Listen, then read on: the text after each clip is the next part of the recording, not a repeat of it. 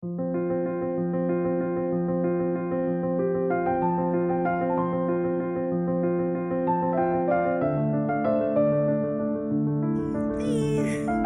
to the channel. It is fall. We are working on self-confidence and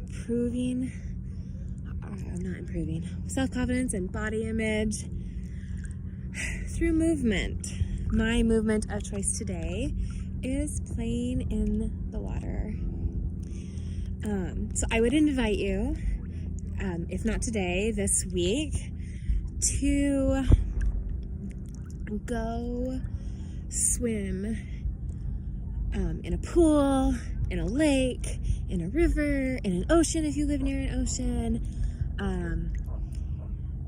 or in your bathtub. Maybe you can't really swim, but you can soak, which is kind of what I'm doing right now as I talk to you guys. Or, down to the local swimming pool or in the hot tub. But go do something maybe with water today or this week during fall as we get ready to head in.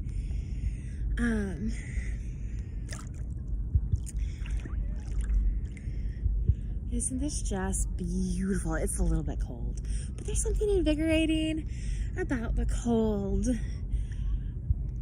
And also, as you move in the water, if you're like a swimmer, the warmth that your body produces to help make it so you're not as cold is pretty phenomenal. Two, when I think about water, I think about putting all of my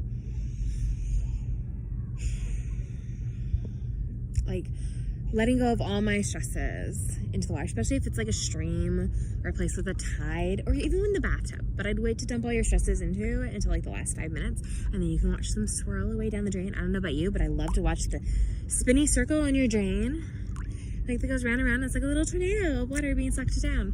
And so you can, at the end of your time, just imagine releasing all of that into your tub, into the pool. Maybe not a pool, because I don't know, in a pool I feel like it would just stagnate there. But it might affect other people. But I mean, in reality, that's, who knows? Kind of depends on your beliefs there.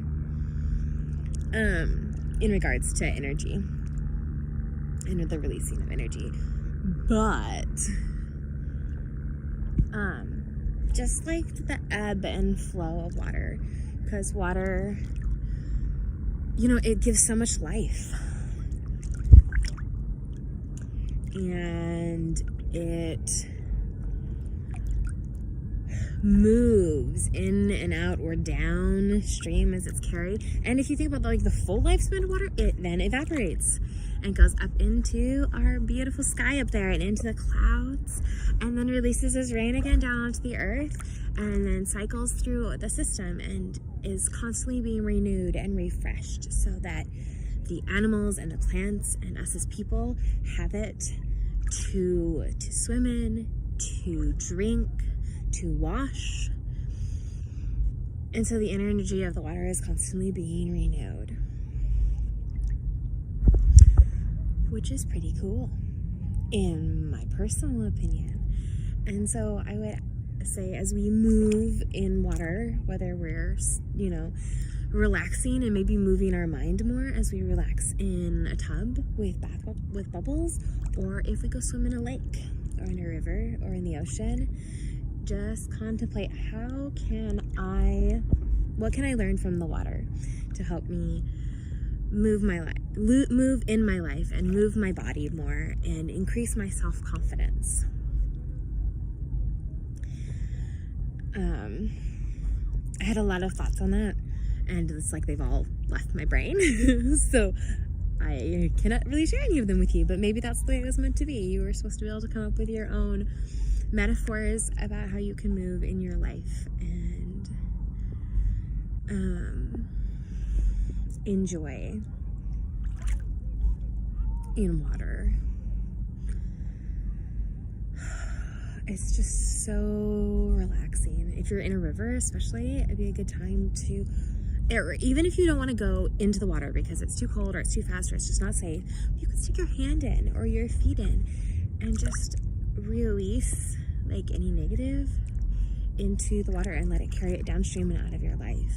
Because there are things in our lives, ideas, beliefs about ourselves that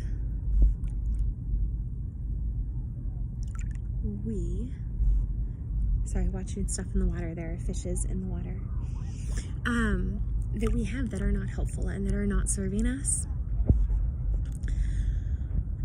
And maybe it's time to release them so that they can be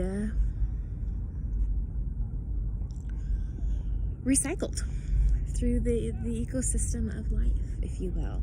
And so that we don't pass on those ideas to friends' kids, to our grandkids, to anyone in our life who we come in contact with. A funny example of passing on ideas and we don't know how they're going to affect people is something really funny. I was having a conversation the other day with my husband and my cousin and stuff like that. And so in my family growing up, and maybe this was like this in yours, I don't know, we didn't eat cold boxed cereal because in my parents' opinion, that was just more expensive. It was too expensive to eat cereal, cold box cereal. That was more expensive than oatmeal or eggs or something else.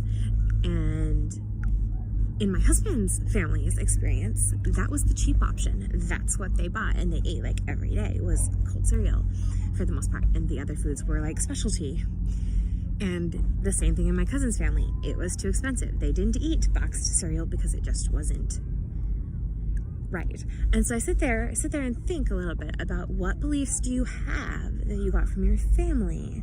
Like, is cereal all that expensive? Is it not? Does it matter? Is the price point so bad that it's a problem? What beliefs do you have about exercise and movement and the fact that you have to do it or don't have to do it? Because there are so many beliefs about the word exercise, and just saying the word exercise can be really traumatizing for some people because they have this certain image and this certain idea that pops into their head around what movement is and what exercise is and how it has to be done, and so then they don't move their body, or they do move their body but not for the right reasons. They don't move it because it feels good and because they're loving their body or whatever. They move their body because they have to, so they don't get judged. And so my invitation is to ponder on those, release those thoughts into the water of why you don't exercise or your assumptions as to what it needs to be, and just move to love your body, to build self-confidence in yourself personally and in the way your brain works, and to improve your body and to love your body, not for any other reasons. If we can do it from a place of love, of I am moving my body because I love my body, not I am moving my body because I have to be a size blank in pants or because I have to have a certain number on the scale. And I promise you that if you can make this shift, and it's going to be a journey, if you can make this shift in your brain, then eventually your body will get to where it feels good to you. Anyway, give me a thumbs up, give me a like, go play in water this week. Even if that is a long shower than you normally take, or a soak in your bathtub, because that's what you can do. Go do something fun. Leave me a comment about a belief that you're going to let go of in regards to, I don't know, movement, money, finance, whatever it is. Something that you've released into the water to be filtered out through the natural ecosystem. Anyway, I hope that you guys have a wonderful fall, headed into winter, and I'll catch you next week in winter.